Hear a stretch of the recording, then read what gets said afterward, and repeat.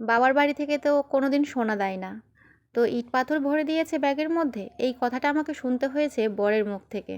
কিসের জন্য বললো সেটা তোমাদেরকে পরে বলছি চলো। এখন ব্যাগটা দেখেই বুঝতেই পারছো যে কতটা ভারী হয়েছে, আমি নিজে আনতে পারছি না, তাই আমাকে এই কথাটা শুনতে হয়েছে। তো চলো ব্যাগের মধ্যে কী কী আছে খোলা যাক।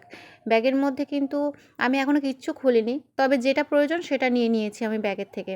তো এইদিকে দেখো একটা বেড কাভার, মানে বেড কাভার আর হচ্ছে বালিশের কভার পুরো সেটিং, তো সেটাই দেখাচ্ছিলাম।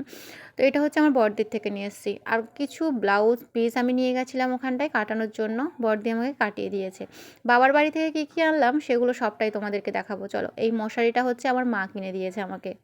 অনেক দিন ধরেই ভেবে রেখেছিলাম যে একটা মশারি কিনবো কিনবো, কিন্তু কেনা হচ্ছিল না। হ্যাঁ, কিনেছি অনেক কটা, আমার কিন্তু মশারি নেই তার কিন্তু নয়, অনেক কটা মশারি আছে, কিন্তু ওই যে বড় ফাঁকের মশারি ওইগুলো হচ্ছে পোকামাকড় সব ঢুকে যায়, সেই জন্য মাকে বলে রেখেছিলাম একটা ভালো দামি থেকে মশারি কিনে রাখবে। আর জানোই তো মায়েরা হচ্ছে এই রকমই হয়, মেয়েরা বাবার বাড়ি গেলে কিছু না কিছু তো দেবেই। তো এইখানে দেখো ব্লাউজ পিসগুলো নিয়ে গেছিলাম, সেগুলোই কাটিয়ে নিয়ে এসেছি, দিদি কাটিয়ে দিয়েছে। তো এই কটাই, প্রথমে একটা রাখলাম মেরুন কালারের, ওটা শুদ্ধ। মা বলেছিল জামা কাপড় বেশি কিছু আনবি না, এখান থেকে যা নেওয়ার নিবি।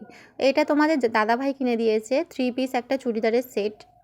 এটা হচ্ছে পুরো কটনের মধ্যে, বেশ ভালো, কিন্তু এখনও ফিটিংস করিনি, তবে বাড়ি গিয়ে সব করব। এখানে দেখো কতগুলো ব্লাউজ আছে, এগুলো হচ্ছে একটা আমি বাড়ি থেকে নিয়ে গেছিলাম, আর সব কটা হচ্ছে আমার মা কিনে দিয়েছে। কিছু আগেকার ভালো রূপো আর খারাপ রূপো একসাথে ভাঙাচোরা নিয়ে গেছিলাম বাবুর জন্য কিছু করার জন্য। তো বাবুর জন্য একটা পাঞ্জাব বালা, যেগুলো হয় এক হাতে পরে ছেলেরা, সেগুলোই একটা করেছি, আর আমার পায়ের এক জোড়া নূপুর করেছি। দিদির বাড়িতে যখন এসেছিলাম বাবুর খাবারটা শেষ হয়ে গেছিলো, তাই দিদি একটা খাবার কিনে দিয়েছিল সেরিগ্রো, তো সেই সেরিগ্রোর মধ্যেই এই বাটিটা পেয়েছিলাম ফ্রি। তারপর দেখো টুকটাক জিনিস বেরোচ্ছে, যেমন ব্লাউজ, একটা ওড়না, আর এই যে বাবার দোকান থেকে একটা কাপড় কাচার সাবান নিয়ে এসেছি। এই সাবানগুলো আমাদের এদিকে পাওয়া যায় না, যেগুলো দারুণ কাজ করে, কিন্তু খুব নোংরা জিনিস যেগুলো হয় সেগুলো যদি ঘষে ইয়ে করা হয় না, পরিষ্কার হয়ে যায়। আর এইদিকে দেখো একটা সায়া, হলুদ মতন যে সায়াটা দেখালাম, সেটা হচ্ছে আমার বৌদি আমাকে দিয়েছে। মায়ের থেকে একটা নিচ্ছিলাম, তো বৌদি বললো মায়ের থেকে নিতে হবে না, আমি দিচ্ছি তোমাকে একটা সুন্দর সায়া। তোমরা নিশ্চয়ই ভাবছো যে আমার দাদা হয়তো ভাইফোঁটাতে কোনো কিছু গিফট দেয়নি। না গো, আমার দাদা না আমাকে একটা সুন্দর জামা দিয়েছে। এই দেখো 3 পিস সেট, এটা আমাকে টাকা দিয়ে দিয়েছিল, বলেছিল যে তোর পছন্দ মতন একটা কিছু নিয়ে নিবি।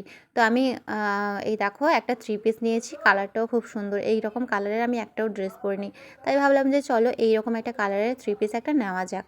এখনও যেহেতু ফিটিংস করা নেই, সেই জন্য এখনও পরা হয়নি, তো যখন পরবো তখন তোমাদেরকে অবশ্যই দেখাবো। এই রকম কালারের শাড়ি কিন্তু আমার কাছে নেই। বড়দি যেহেতু ছোটোখাটো দোকান দেখলেই ঘর থেকে ব্যবসা করে, ওর মেশিনের কাজ করে, তারপর ঘরে টুকটাক জিনিস রাখে, ভালোই ঠাকুরে দিলে সেল হয়।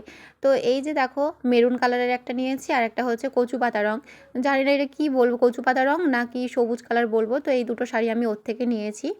শাড়িগুলো কিন্তু খুব সুন্দর, যখন পরবো তোমাদেরকে দেখাবো। বাবার দোকান থেকে বাবুর জন্য 3টে বই দিয়েছে পড়াশোনার জন্য, কারণ বাবুকে এই বছর ভর্তি করার প্ল্যান আছে আমাদের, যেহেতু ওর 3.5 বছর হয়ে যাচ্ছে এইবার, তো এবার হচ্ছে স্কুলে দিয়ে দেবো।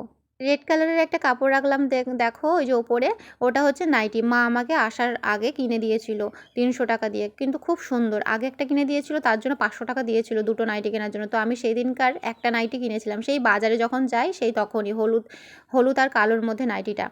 তো সেই নাইটিটা আমি বাবার বাড়িতে রেখে দিয়েছি, কারণ ওই নাইটিটা না 180 টাকা দাম নিয়েছিল, কিন্তু একদম লো কোয়ালিটির, একদম পাতলা ফিনফিনে ছোটো।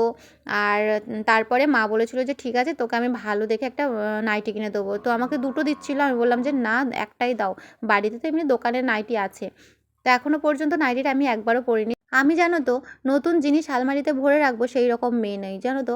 অনেকে দেখি, অনেক মেয়ে বউরা দেখি জিনিস কিনে বছরের পর বছর ফেলে রাখে, তুলে রাখে, পরে না, কিন্তু আমি পারি না, জানো তো। আমার নতুন জিনিস দেখলেই যেন আমার পড়তে ইচ্ছা করে।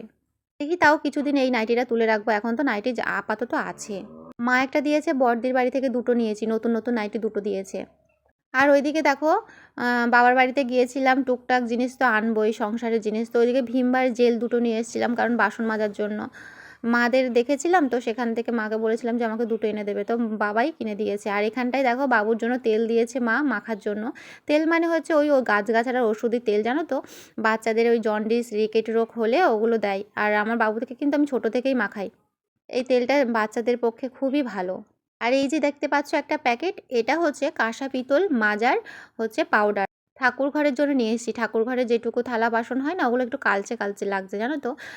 তো সেই জন্য আমি এই পাউডারটা নিয়ে এসেছি মাজার জন্য, মা কিনে দিয়েছে। আর এদিকে আমার বড়দি বাবুকে একটা গায়ে মাখার জন্য সাবান কিনে দিয়েছে।